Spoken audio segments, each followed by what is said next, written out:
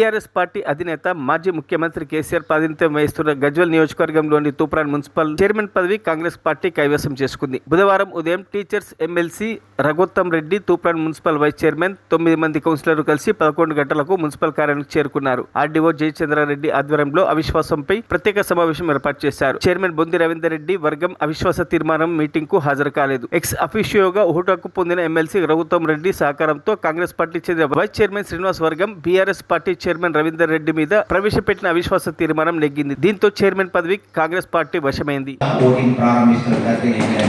అవిశ్వాస తీర్మానానికి మద్దతుగా మొత్తం 11 మంది సభ్యులకు 11 మంది సభ్యులు హాజరైన 11 మంది సభ్యులు చేతులెత్తడం జరిగింది.